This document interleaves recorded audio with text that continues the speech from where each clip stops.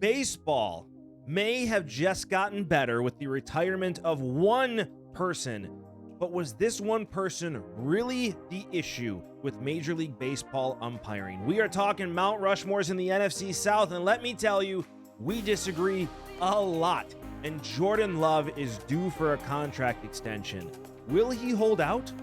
And is he really worth it? That and more coming up on Sports Talk with Dad right now.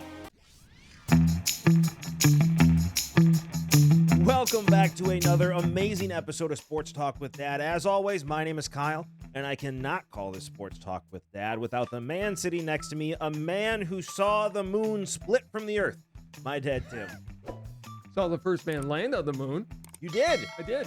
Well, it was also supposedly landed on. No, they did land on the moon, and I also First time. I actually Sure about that? saw my first professional Major League Baseball game that day. We went to see the White Sox for some unknown reason. I was a Cubs fan even then, but Dad said it was easier to get to Comiskey, so that's where we went. He's not wrong. He's not. He's not. It's much easier. And Dad hated driving in big cities. Yeah, I'm with him. He and I have that same problem. We went there. Carlos May was in left field. There was a full moon. They had a moment of silence and a prayer for the astronauts, and we got home just in time to see Neil Armstrong go down the ladder. Isn't the moon just a spaceship? What weird conspiracy theory is this? There's a lot of them about the moon. There's one where the moon is a spaceship. That one's one of my favorites. There's the conspiracy that we didn't actually land on the moon. You know that one well. Mythbusters has proven that wrong. Yeah, because I believe a TV show. I would too. I also understand that we landed on the moon. But there's things up there that we point lasers at. Yeah, no, I get it. Lasers. We've definitely landed on the moon.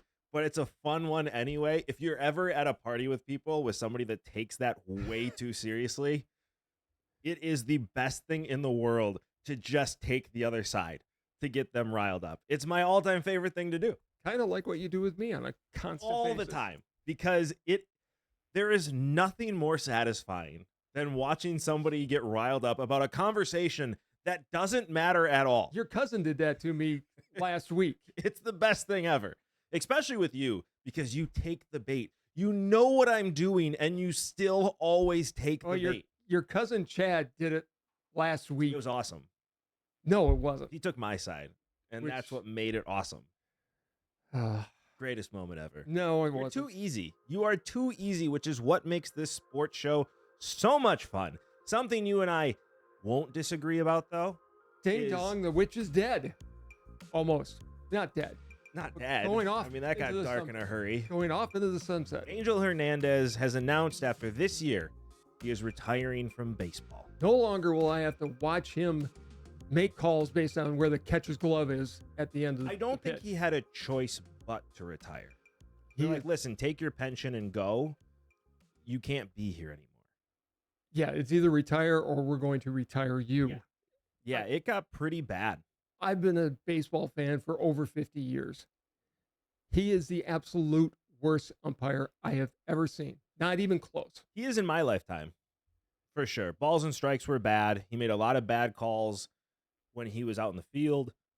And what bugged me about it, he never admitted he was wrong. Jim Joyce, who blew a no-hitter for Galarraga. Perfect game. Blew it completely. Cried about it after the game. Called the MLB office. Yeah. Apologized to Galarraga personally. That still should be overturned. I don't know how it's not. I'm not going to argue with you, but the game went on and another play happened.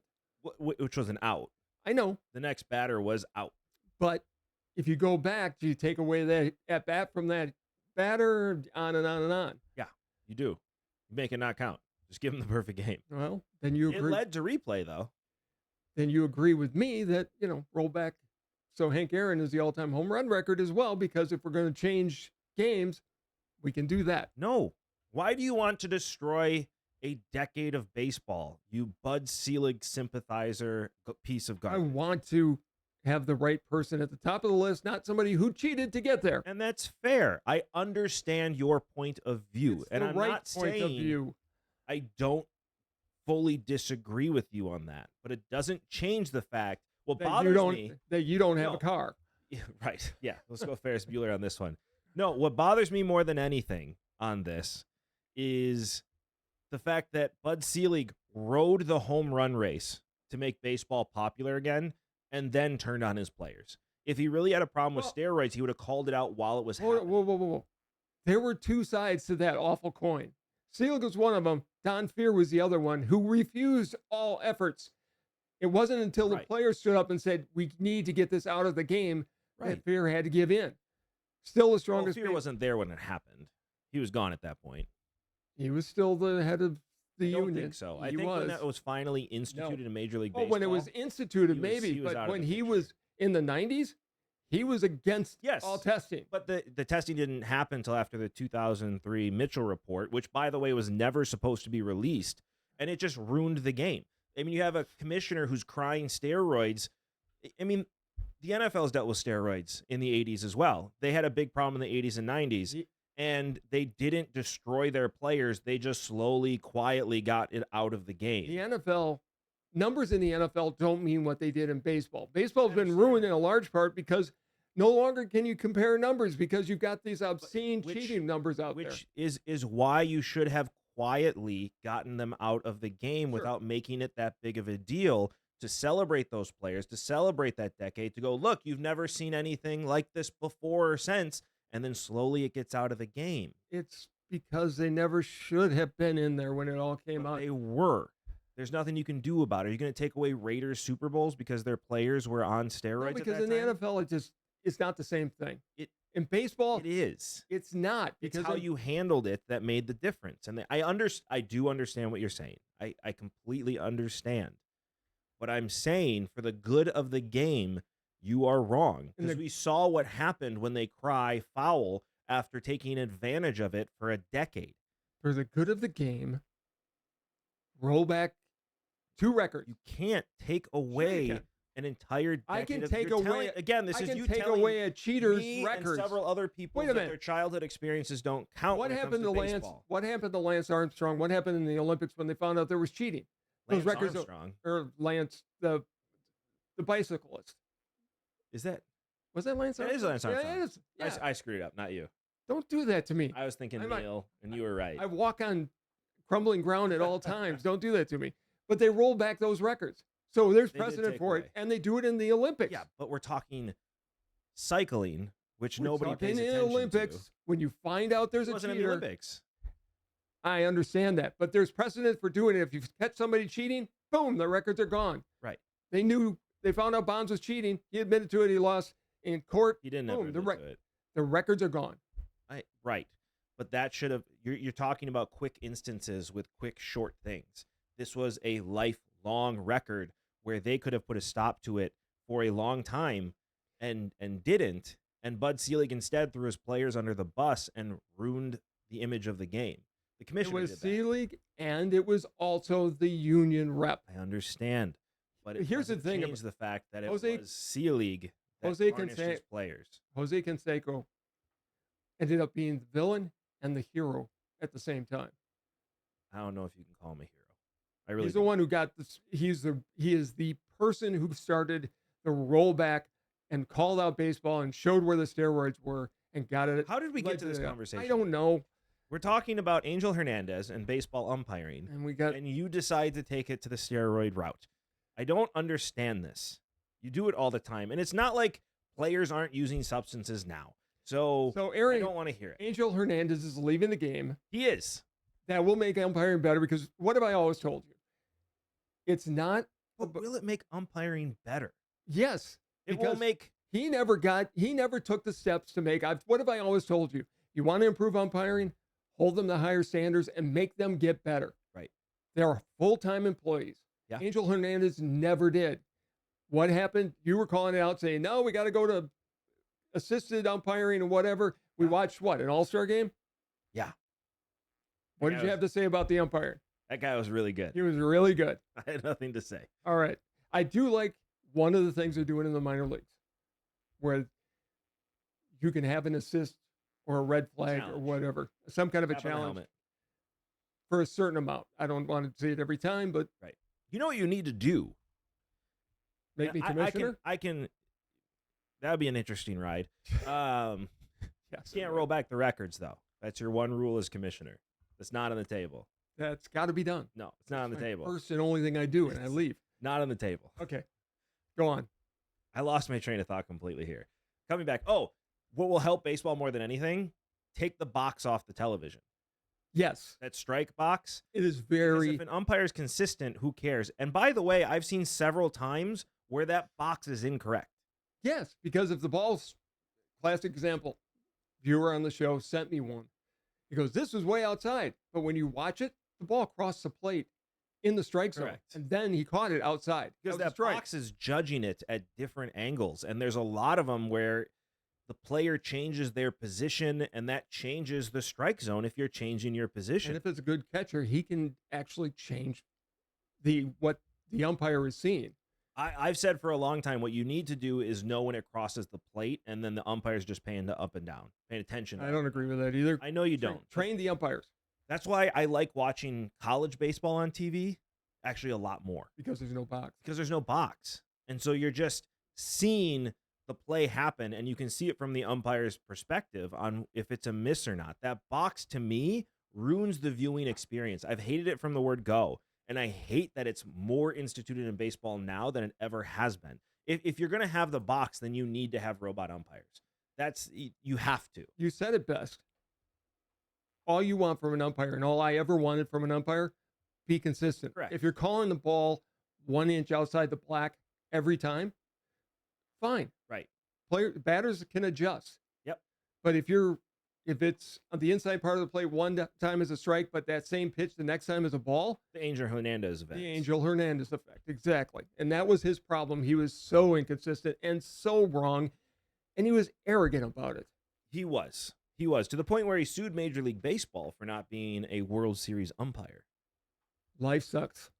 He's never going to be a World Series. What's he going to umpire? And what's he going to do with the fact that he's never going to be in the Hall of Fame? No. Because he's just that bad. Yeah. Do umpires get in the Hall of Fame? Yes. Really? Mhm. Oh, I didn't know that. Yep. I think it's a separate category. But yeah, umpires are in the Hall of Fame. Really? Uh-huh. We need to make a trip to Cooperstown. Yeah, we do. We do. I haven't been there yet. I want to see the bus. I want to take a magic marker and change Hawkins. Andre Dawson. Andre Dawson, the Hawk. Yeah. I don't know. Why I don't you mixed just his nickname with his last name, Andre Dawkins, to a C instead of the Expo logo. why don't you just cut out a little Cubs hat and put that on top there? I don't understand how he is in the Hall of Fame as an Expo. And I don't understand how Greg Maddux is in the Hall of Fame without a cap. Greg Maddux should be in as a Brave, He should, but they gave him the choice. and now you got me doing it. You're welcome. Andre Dawson wanted to go in as a Cub, and to be fair, he spent half his career in Montreal, half as a Cub. Won an MVP as a Cub. Yes, Became a Hall of Famer as a Cub. but there weren't a lot of Expos in there, so the Hall just said, "No, we need an Expo." Well, Correct. cure that by putting in Tim Raines or somebody. Which they have now. They have now, but let him change it to make. I mean, Dawson has actually offered, "I'll pay for a new plaque. Right. I'll pay for it to be produced. I want a Cubs hat." Right. And And they you should. For those of you that don't know, in baseball, you get the option. You used to get the option. You still do now. They've really rolled it back. Yeah, they went back. So you pick the cap you go in as. It changed with what's his face, who went in as a Devil Ray. Yeah. I was counting on you on this. Wade one. Boggs. Wade Boggs. Wade Boggs, who spent half his career with the Red Sox, half his career with the Yankees, and then one season got his 3,000th hit with the Tampa Bay Devil But Rays. he got a big bonus. He got a big bonus because he went in as a Devil Ray. He basically got paid to go in as a Devil Ray. Major League Baseball stepped in and overreacted, said, no, we get a say in your cap, which I have no problem with. But you have to also give the players a choice, and then you can veto that choice based on what you decide. Well, Andre Dawkins went in next Dawson. I keep doing it. I'm sorry, Andre. You are one of my favorite players. And I keep screwing up your name. This isn't acceptable. If I ever meet you, please don't hold it against me, because you are great. And I love you in not a weird way. Go on. I'm going to quit now. But Andre Dawson was in the next year, and baseball decided for him, because they had the new rule in place, to really make a point, like, we get the say here, and put him in as an Expo instead of a Cub. which is wrong because Dawson wanted to go in as a Chicago Cub. And Maddox really wanted to go in as a Cub, but they said no. No. Yes. And so that's where I agree with it, saying, listen, you're remembered as a Brave. And as a Cubs fan, as a huge, anybody that watches the show knows I am a huge fan of, I'm not good with As names right now, as Greg Maddux. I'm a huge fan of Greg Maddux. I saw him pitch with the Cubs several times when I was a kid. His Hall of Fame numbers came as a Brave. But he was mostly known as a Brave, but he grew up a Cubs fan. That's why he went back to the Cubs. So I understand him not going in with a cap. I don't have a problem with it. He should be in there as a Brave. But that's what we're talking about here. I mean, it's not the only one I can see who went in without a cap was Gaylord Perry, because he played with like 14 teams. Right. It was ridiculous. There's a couple of them in there without a cap right now. I don't really know who they are. I know Greg Maddux is the most recent. Well, there are a lot of guys who got hurt and cost their career. And I'm trying to segue into the fact that we're going to now talk about injuries in the NFL. It's a bad segue. That was really bad. It was But bad. you're getting there. But you let us know what you think in the comments below. And while you're down there, like, subscribe, and hit that notification bell so you get to enjoy this show as much as we enjoy making it. And please hit the like, because that really helps our analytics. I found out. Okay. Moving on. Christian Watson went through, last year, he missed most of the season. I think he played in 9 games because of a torn hamstring. He did. Well, it wasn't torn. It was strained. He went to the UW-Madison to get 8 hours of testing on his hammies. Yeah. Found out that the right leg was 20% weaker than the left leg. That's the leg he kept getting hurt. Right. All the time. They've got him doing exercises now that he's got it within 10%. My question to you is, as somebody who works out all the time, before I ever played a game, I stretched for at least 30 minutes. Yeah. Watson admitted that they didn't really do a lot of stretching. Yeah, so the difference between dynamic stretching and actual cardio stretching. And so if you look at cross-country runners or sprinters, they stretch out a lot more because they're doing more cardio exercise, where the muscle is, it's long tissue at that point. So there's twitch muscles and long muscles, right? Long muscles are for cardio, twitch muscles are for strength and quick reactions. And so you'll see people in baseball, they're working on twitch muscles a lot. In football too, you need to work on those to be able to move quick. However, football is very much a cardio exercise, so you really need to stretch. And from what I found from looking up, especially with the Green Bay Packers, which is why the strength coach was fired, they were really just doing dynamic stretchings before games, which is quick stretches. The reason power lifters and strongmen do just dynamic stretching is because you need to reserve that strength. Because if you're stretching out those long muscles too much, it takes away from the strength that you have, because now you've weakened your muscles by stretching. But these guys, Watson, case in point, is really essentially a runner. Correct. Doing a long run. Correct. And if you look at Aaron Jones getting hurt last year, and a lot of other NFL players getting hamstring injuries this past year, because that's been on the rise, it's because the NFL really switched and bought into this dynamic stretching mindset where it's like, no, we're not going to weaken the muscles. We need them strong. It doesn't work. And it's shown that. And a lot of these injuries are specifically from this short dynamic stretching. Does hydration have anything to do with 100%. How much salt do you have in your system? That's one thing. By the way, if you ever have a headache, this is something I've lived by, and apparently people don't know this, and I guess I just taught my family this. If you have a headache, most of the time it's because you're dehydrated. Drink salt water. Like, not from the ocean. That's different. That's bad. That will kill you. That will make you go insane. Not from the ocean. But put a little bit. I always put in an 8-ounce cup. If I ever am fighting a headache, I put an 8-ounce cup of water. I put a half a tablespoon of salt in it and drink it, and my headache is gone. I'm squirreling right now. I see you pointing to Frenchie. But it's true, and I think that has a lot to do with the NFL. Drinking Gatorade during a game, like the Gatorade you buy from the store, is a terrible, terrible idea. Well, that's sugar water. The first Gatorade I ever had, it tasted like you're drinking salt. Correct. And that's what it's supposed to be. You're replacing the salt in your body. When you sweat, you're releasing mainly the salt from your body, which is what the water in your body latches onto to get to the muscles, including your brain. And so, yeah, they need to be more hydrated. They need to drink more salt when they're working out. Really, if I'm working out and I have a big workout, if if I'm going hour and a half, 2 hour workout where I am focusing on cardio and long muscle training, I'm probably drinking 3 to 5 tablespoons of salt during that workout. Wow. Because otherwise I cramp really bad. I did it once where I drank straight water. Guess what that does? Goes straight through your body. You're just peeing a lot. And that's when I cramp. If I actually drink that much salt in my water, I'm not cramping. I'm staying hydrated. And I think that's a big thing with these guys too. You really have to up the salt intake when it comes to injuries. And I'm not a doctor by any means. No, but I'm talking about what works for me. And I get my blood tested on a regular basis for different reasons. I get my salt levels checked on a regular basis. And my salt levels are low half the time because of how much I work out. Even with drinking all that salt, it is very important to have that in your body. Hey, when I was a kid, and I didn't play football in high school, but they didn't want you to drink water because they were toughening you up. They give you salt tablets. Yeah, and people died. Exactly. I mean, if I was catching in the summertime, I was pounding just water and whatever it was, playing tennis, fill up empty tennis ball cans with water. Yeah. And that's what you drank out of. Whatever it takes. Whatever it took. But really, it's getting, yes, you 100% need, the good news is what you're seeing in the NFL and why they went to this is because you are seeing less strain on the tendons. We're seeing fewer torn ACLs. We're seeing fewer torn tendons in general, and because they're not being overstretched. The problem is, though, is you're hurting your muscles. So it's really pick or choose which route you want to go. And I think the torn ACLs being fewer is more because of the rule changes they put in the game versus actually that type of stretching working.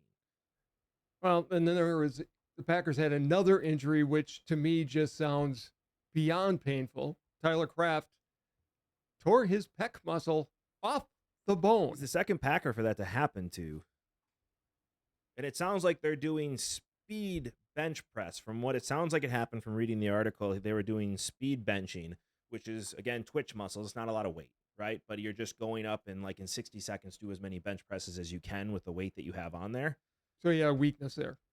He had a weakness there. Overstrained the tendon and it popped. Well, he's out till at least training camp, more than likely regular season. The question is, and this is where we need to get one of the doctors we know on the show to talk about this, because I'm not educated enough to talk about this, and I don't think you are on this situation either. I just know from what I've done research on for myself, but there has to be a reason this is happening. My really thought is you're not stretching out the tendons enough to be able to, because if you're thinking about it, right, if that's popping, the bicep tendon that he would have popped is right here. If you go, it might be higher. Yours is a little bit higher. We tested this. Mine is about right here. You can feel it when you flex. If that's not stretched out enough, you're putting too much strain on it. You have to have elasticity. Very good. Thank you. Elasticity. I'm going to say it wrong anyway. You need to be able to have it move. Let's say it that way. One of the stretches I always did was have a guy pull me from behind to loosen things up. I mean, I literally did a half hour to 45 minutes of just stretching. If you're looking at baseball players, that's pretty much what they're doing. They spend an hour stretching before a game. The NFL really needs to adapt more back to that in order for this to stop, because hamstrings are going to be pulled. And again, back to the hydration. Like you said, the original Gatorade and the Gatorade a lot of NFL players are drinking is basically salt water. Yeah. And it sounds like they're really starting to go away from that. So I don't know the new research the NFL is looking at that makes them go away from this, but they need to go back and make sure these guys are more hydrated, and they need to make sure the stretching is happening more often to avoid these type of injuries. An ACL is going to pop if an ACL is going to pop. Right. Medical technology is advanced, so if you do hurt an ACL, you can come back and play. It's not like the old days where if your ACL went, you're going to have a zipper up and down your knee and you're basically done and end up walking like Joe Namath. Yeah, so I don't know. Like I said, I'm not a doctor. I don't even play one on TV. But from common sense and from basic articles I've been able to read, because I go into medical journals all the time to see new things that are going on, because I want to be able to walk when I'm 90 years old. And so I'm very careful, especially with my knees, because I have a bad knee. Right.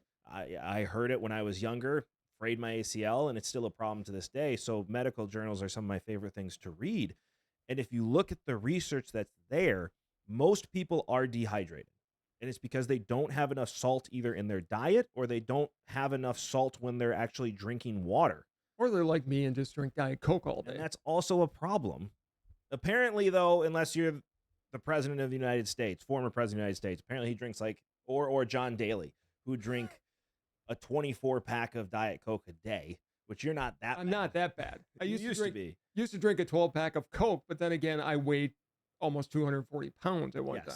Yeah, you were a big boy for a while. Okay, so I don't understand where I can find this medical research very easily, and it's easily accessible. And for those of you that don't believe me, you can find these medical journals where this is being tested. I don't know why the NFL is not listening to that, but it sounds like they're going back. Sounds like we need to get Russ back on. We need to get Russ back on to see what is happening here. Right. By the way, Russ Landy, who is our NFL expert, we've done several shows with him, including draft night. It's just interesting to see more hamstring pulls than we've seen in the past, and to see more of these tendon breaks that we haven't seen before. Really, the injuries were ACL or meniscus, which happens normally when you tear your ACL, you're hurting your meniscus as well. You're seeing less of those, but more of these other muscle injuries, which seems just to have to do with cramping and things of that nature, which can easily be fixed with stretching and more salt in the water. Okay. Thank you for that. Medical advice you shouldn't listen to. Exactly. But again, look out up on your own, because all the research is there to be found. Like asking us for betting advice. Never a good idea. Well, don't do that. We've proven in the last 2 years that is a bad idea. So here's the next thing, and we're going to move on to another controversy in Green Bay, quote unquote. Rumor is that Jordan Love may hold out this year if he doesn't get a long-term deal. He should.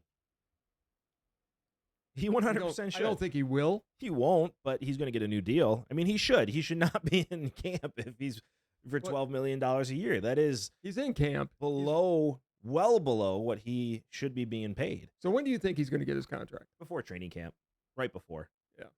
Because you don't negotiate. A lot of players have that rule, and I don't know if Jordan Love is the person that has that rule, but a lot of players, once training camp starts, I don't want to have this anymore. I don't want to have the distraction. If I'm Jordan Love's people, I don't know who his agent is, but whoever it is, yeah, I'm holding out. You just have to. I want the players to get their money. Correct. And the Packers. Speaking of injuries, he's one injury away from that being all she wrote. So get your money where you can get it. I mean, you're seeing players. I mean, Jalen Hurts got paid after 1 year of going to a Super Bowl. Well, and Jordan Love was one play away from being in the NFC Championship. And our defense, choking away, which seems to be a common theme in Green Bay. Well, they've got a new defensive coordinator. I'm excited now. for him. I am too. I am very excited to him. Some of the things I've heard about him, but the whole Jordan Love thing led me to another question. Yeah. If you are looking at all the quarterbacks in the league, the Mahomes, the Burrows, the Josh Allens, the Dak Prescotts, the Justin Herberts. Yeah. Who do you take in front of Jordan Love? Obviously, if Patrick Mahomes, you could trade Jordan Love for Patrick Mahomes. You make the deal today. Maybe. Get your fanboy out of this. Maybe. Give me the list. All right. Who do you think? Patrick Mahomes. Patrick Mahomes. Yes. Justin Herbert. Whoops. Sorry about that. That was well done. I take Jordan Love. Okay. Over Justin Herbert on this one. He hasn't won anything. I mean, he really hasn't done much. He's prototypical quarterback, has a great arm, looks good in the regular season, but I'd take Jordan Love. Okay. Dak Prescott. Jordan Love. Come on. Just asking. Come on. Josh Allen. It's a good question. I'm almost calling that a push at this point. I want to see what Love does. Allen, I think, is what at you're his saying window. is, I want to know what love is, and I want you to show me. So many good songs for him. I mean, it's the greatest last name ever. I don't know, because we haven't seen Josh Allen without a top-tier receiver.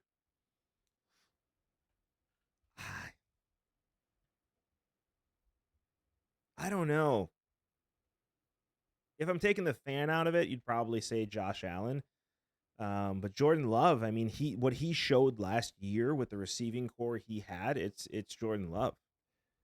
And I'm not going to disagree with that. I think Allen has regressed the last couple of years. I don't know if the regressed is the right answer. He's been forced to do more because of the adversity he's had to He's face. taken a lot of hits as a runner. He has. He has. He's definitely more of a run first. I love Josh Allen. I said when he was drafted, he was going to be the best quarterback out of that draft class, and I was right. He has been. So I take Jordan Love, but that may be a biased pick. I'm right there with you. I think that's closest thing to a push I'm going to have. I'd agree with that. Tua? Jordan Love. Okay. Burrow? Okay. Come on. That's football. He's your guy. Right there. Yeah. You have to take the injuries into effect. If I can get a healthy Joe Burrow and a guaranteed healthy Joe Burrow, take what you got. Joe Burrow. But with the injuries he's been facing and not knowing what he's going to be, I mean, as of right now, I am taking Joe Burrow in this situation, but there's an asterisk next to it because he can't stay healthy. Speaking of knee problems, right, and calf problems, just leg problem in general, it's called leg problems. He just can't seem to stay on the field. But when Joe Burrow is healthy and at his best, he's the best quarterback in this league, and it's not even close. Former Ohio State guy, not even close. He's an LSU guy. You need to stop that. Did he wear an Ohio State uniform? And then he got revolted by them, and he left. Yeah, that was Ohio State's fault. But I'm going to take Joe Burrow with an asterisk next to it. Okay, Brock Purdy. Oh, come on. Jordan Love. I'm asking. It's Jordan Love. All right. Matt Stafford. Jordan Love. And Jared Goff. Jordan Love. Same here. Yeah, Jared Goff is great. And Kyler Murray contract. Come on, Jordan Love. I think that's a top 10. I mean, so you're really saying you're putting Love in very rarefied area. Top 5 quarterback. Top 5 quarterback. What about Lamar Jackson? That'd be tough. I take Jordan Love because he's a better passer. He is a better passer. But, I mean, Lamar Jackson he's got so many, has the ability to be. He's almost been. I feel bad for Lamar Jackson in this argument because he's never really been given the opportunity to be a passer. They've never really given him weapons. But then again, Jordan Love didn't really have weapons. His top 2 receivers were hurt, and he turned the receivers he had into weapons. Yeah. Lamar Jackson's just such a freak athlete, but he never seems to get over the top. But then again, neither do the Packers. So yeah, that's been a problem for a while now for us. It's going to be interesting to see. Aaron Rodgers or Jordan Love. Just for age, I take Jordan Love. What if you had just for this upcoming season? Jordan Love. Really? I'm not trusting that ACL. Oh. I'm not trusting that Achilles. Kirk Cousins or Jordan Love? Jordan Love. Really? Yeah, Cousins has had great years, but again, he's coming off an Achilles. Yeah, but let's take prime versus prime. You don't know yet, and that's been my whole thing on Love all along. He's had 1 season. Right. We don't know. His book is the prelude into it so far. We don't know what he's going to be. No. After this season, we're going to know a lot more. We are. But I really think, and it's an asterisk behind it, there are 2 or 3 quarterbacks in this league that I could say, okay, we're better off with him than Jordan Love. And the one answer is really Patrick Mahomes. He's a different animal, right? He is. It's an asterisk with Joe Burrow because of the injuries. And Josh Allen, I think you're right, it's a push. I think right now you take Josh Allen because you have a couple of years of understanding what he is behind him. But Jordan Love, I think, is going to come out this year and just light it up. I really do. I'd love to see Andy Reid coaching Jordan Love. That would be, yeah. I mean, LaFleur's done a good job with him. Don't get me wrong. He has. It's just a matter. LaFleur has a problem with, and I think I figured it out. San Francisco? Well, he definitely has a problem beating San Francisco. It's like Kyle Shanahan shows up. You remember the movie Waterboy? Yeah. He's like Henry Winkler's character in Waterboy. He just needs to visualize an attack. Just make him into a puppy dog because he cannot seem to face Kyle Shanahan. He gets nervous. Or he just needs to let Jordan Love just do his thing. That's what I was going to say. He gets so obsessed with being in the playbook, and he does design plays well, which is why in the first quarter the Packers always seem to do so well. He doesn't adjust well. And you saw that change last year towards the end of the season. He really is like, okay, I'm taking my foot off the pedal and letting him have this playbook more. And it worked. And it worked. So we'll see if he can do that. But I really think that Jordan Love is a top 5 quarterback in this league. I'm going to withhold judgment on the. I mean, I've rated him very high as well, but I'm going to withhold judgment until after I've seen this season. We're going to know at the end of this year. But honestly, am I wrong in this? Do you disagree with any of the picks that I've made? No, I can't. Is it a bias in some senses? Probably. But Probably over Lamar I'm pretty Jackson. good at putting away bias. I joke about it a lot, but I think I'm pretty good at putting away biases. If you look at what Jordan Love did with what he had, don't forget his top 2 weapons in the season were really not a part of that offense. He really had to work with players that were on practice squad teams and trusting those guys, putting them in positions to succeed. Well, and he also had guys like Jaden Reed who stepped up. Yeah, a rookie really was unbelievable. He did, but did Jaden Reed step up, which he did? I'm not saying that, but if you look at Jaden Reed, you look at Merton, who was a practice squad guy. Did they step up? Yes. But did Jordan Love really put those guys in a position to succeed? And that's what makes a great quarterback. Love has learned his lessons from Rodgers very well. Now we have to see if he can take it. And when everybody has the film on him now, they're going to adjust for him. Yeah. He's got to adjust back. What do you think Aaron Rodgers is going to do this year? He's back. He's healthy. He's not vice president candidate, which makes me sad. I was excited for that. That would have gotten RFK's vote for me. I'd love to see him get to the playoffs. I think he may get that far, but he's not going to win. You don't think so? No, I don't. Rodgers has never shown the ability to get over the top either. Except when he won a Super Bowl. He won one. Okay. A lot of difference between that was in 2011. He should have went to another one. Again, how many times did his defense let him down? Sure. Now we're going to see. He's got a good defense in New York. He's got some weapons. It's all going to be dependent on the offensive line. He's not going to be that mobile. No. Who do you think has the better year this year? Aaron Rodgers. Kirk Cousins.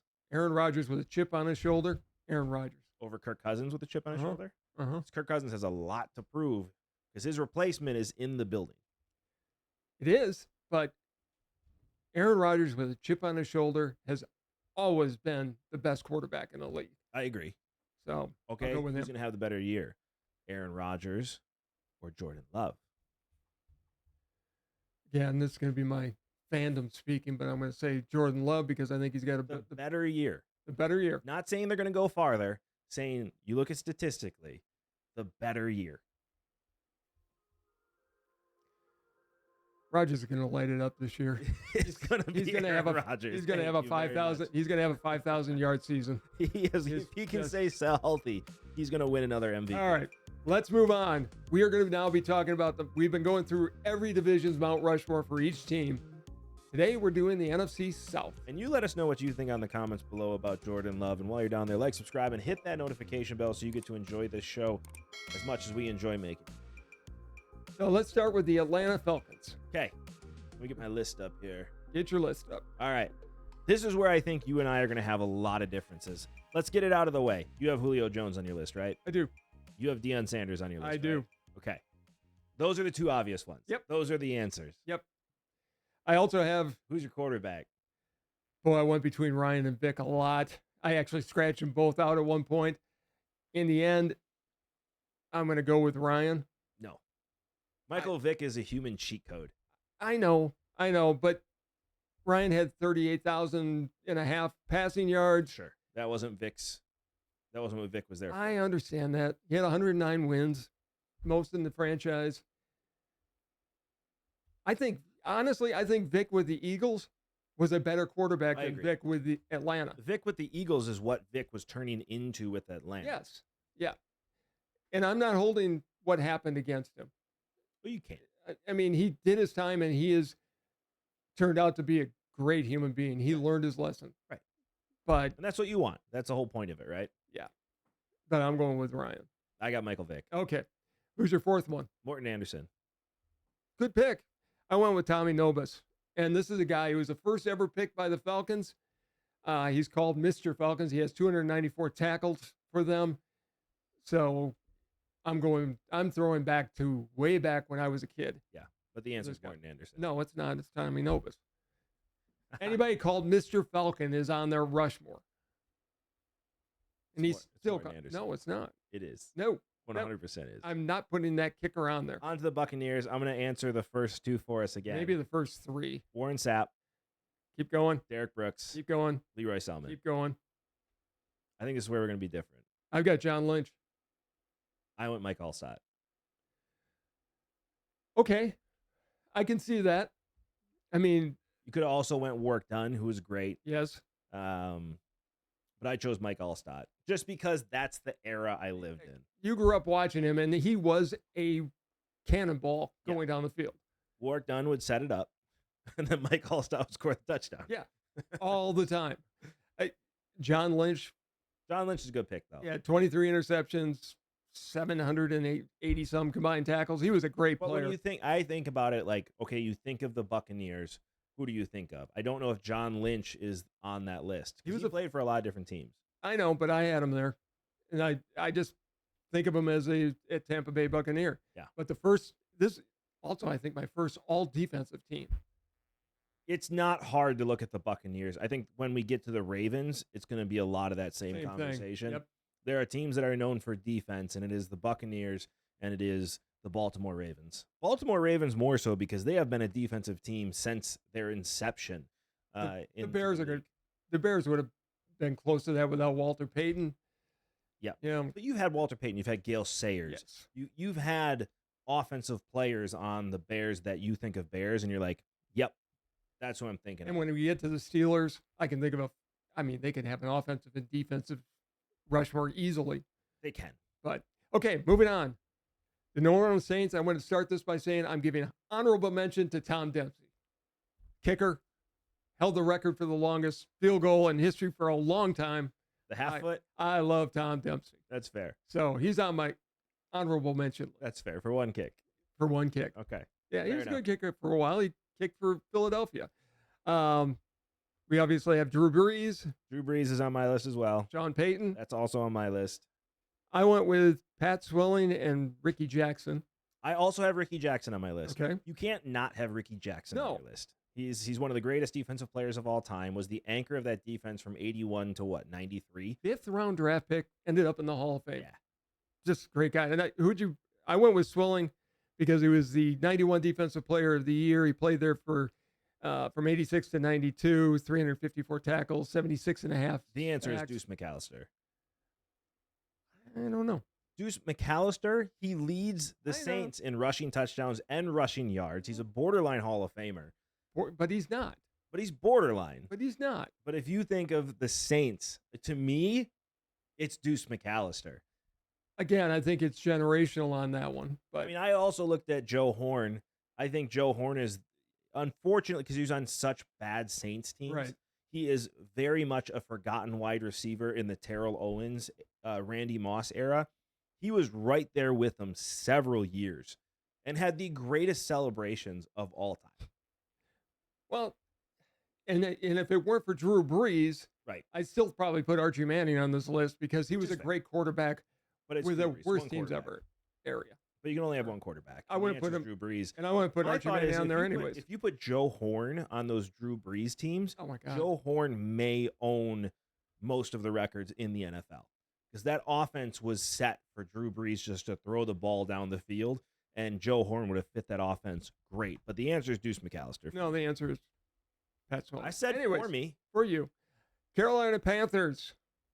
Julius Peppers. Yep. Steve Smith Sr. Yep. I always butcher this guy's name. Luke Kuechly, Kuechly. Thank also you. on my list, and Okay. Cam Newton. Cam Newton. Yeah. So we same agree list. on that one. Cam Newton, Luke Kuechly, Julius Peppers, and Steve Smith. Just for people who don't know, Luke Kuechly, 7-time Pro Bowler. Who A doesn't know Luke Kuechly? lot of people don't. The only he retired First because he team had All-Pro. such bad concussions. Yeah. I mean, he was knocked out of, I think, 3 games and probably had more concussions than that we don't know about. Cam Newton's on the list, as he should be, Mhm. but he is not the only Carolina quarterback to get to the Super Bowl. No, you have Jake Delhomme. Yeah. Yeah.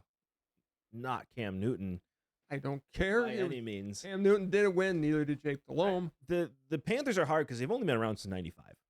Correct. And so you really don't have, I mean, we're going to have that same issue with the Houston Texans. It's just going to be names everybody knows because they've only been around, so they came in like, what, 2005? I don't something like that. Yeah, they're a pretty new team.